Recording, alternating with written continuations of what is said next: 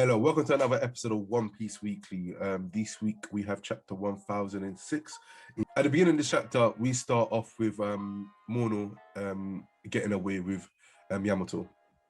And we also have the Shinobi and Yamato fighting through the crowd. And then it also highlights the difference between Yamato and Shinobi's fighting style. Shinobi mentions that isn't there a less conspicuous way to get through this crowd, to fight through, while Yamato is just straight bang, just running through and use brute strength to get away from them. So I guess that's just highlights the different fighting styles them to have, where Yamato is more of a destroyer, I guess, while Shinobi likes to sneak around. Momo is hiding on Yamato's back, thankfully, instead of having it the creepy way that we thought Oda would have done it in. We also move on into the chapter where we see Sanji hearing another transmission from one of the cyborgs saying that they have found Momo and Shinobi and they're currently training them, along with Master Yamato, who Sanji doesn't know.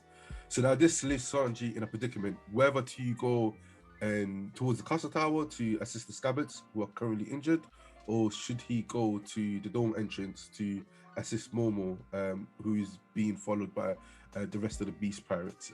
So I guess it just boils down to what Sanji plans to do next and where he feels he's needed more. What do you think the outcome will be? I feel they'll go to Scabs because I think he knows that. Doesn't he know that Yamato? He doesn't know who Yamato is per se. With Sanji, he doesn't know whether he's needed he doesn't to. Know, yeah, so he doesn't know if he has to go to Momo because he might be in danger, not knowing how strong Yamato really is.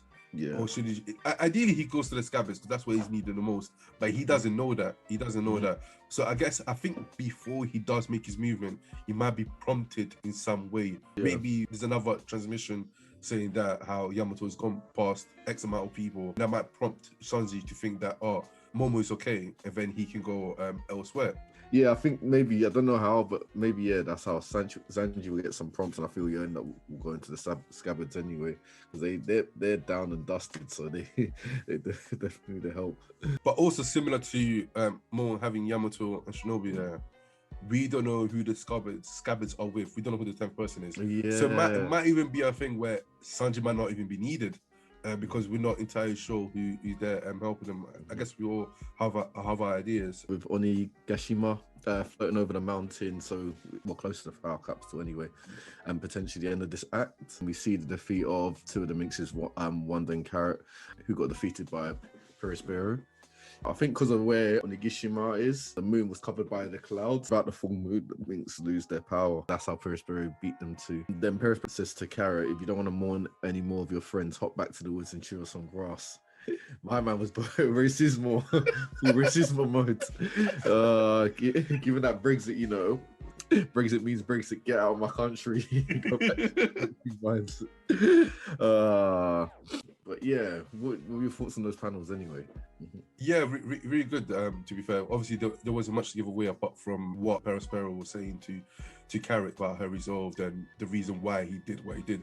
Which he was kind of right, though. I think you mentioned in the previous chapter in 990 something about why you coming to avenge Pedro? Like, he committed suicide. I didn't kill him. And also, he highlights the fact that they came into the country and attacked him. Perospero is not necessarily in the wrong. We have the Allied force versus the Beast Pirates, where Chopper is trying to make a cure for those who have been affected by Queen's poison, turning all of them into ice demons. The effects are getting worse by the looks of things. They're trying to hold the Beast Pirates at bay while Chopper makes the cure. It's a bit of a sticky situation at the moment, isn't it?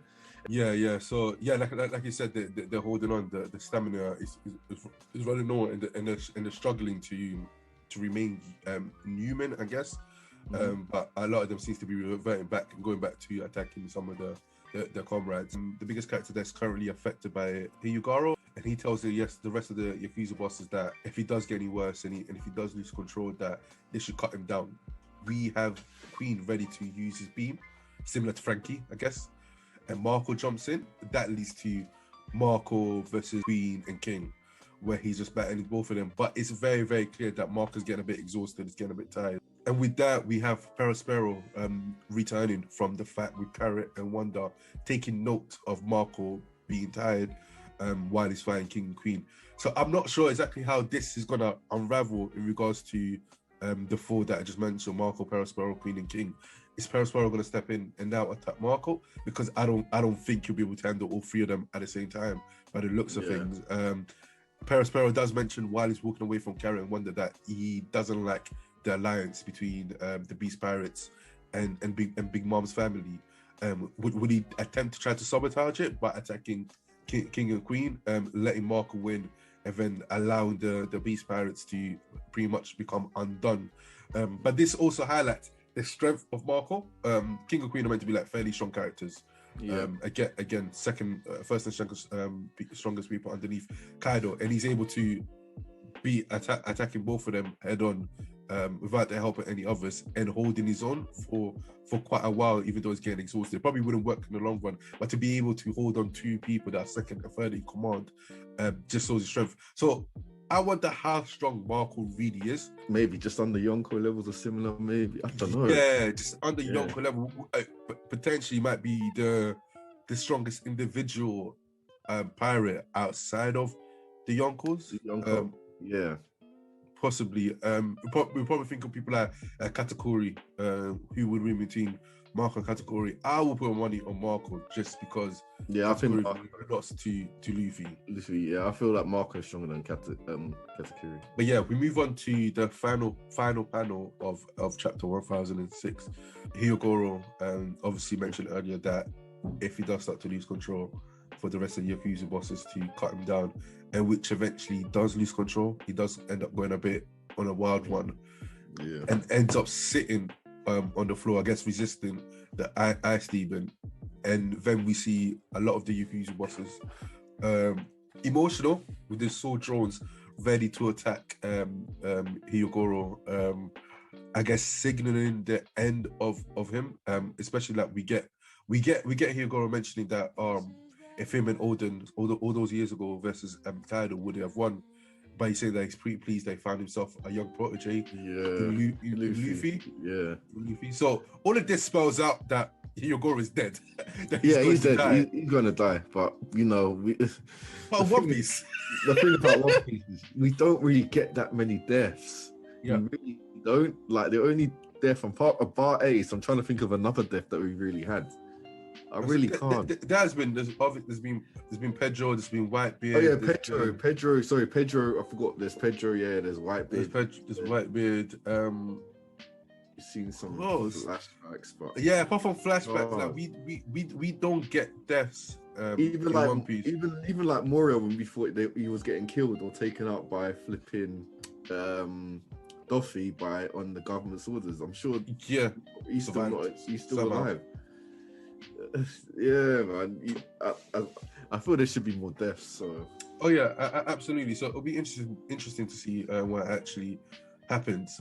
Because by the way it looks like he should die. But I wouldn't be surprised if in the next chapter we get Chopper saying that he's found the cure and uses some sort of tranquilizer, or not tranquilizer gun to throw the cure to hit Hyogoro, and he goes back to normal or some shit like that, man. Like that's probably my biggest gripe with One Piece and Order is the lack of death. I guess the lack of consequences for a lot of these characters for the shit they do as pirates. A lot of more of them should be dying than they actually do. And any thoughts about what's going to happen in the next few chapters? Keep in mind that we're probably going to be underneath the roof for a little while longer, because we still need to get Robin versus Black Maria. We still need to see who's who versus Jinbei. We still need to find out who's in the room with the scabbards, if we do find out anytime soon. Probably we'll see Chopper finally come with the cure for this virus. I can see happening. Maybe Hojo won't. Maybe his men will hold off killing him somehow. I think.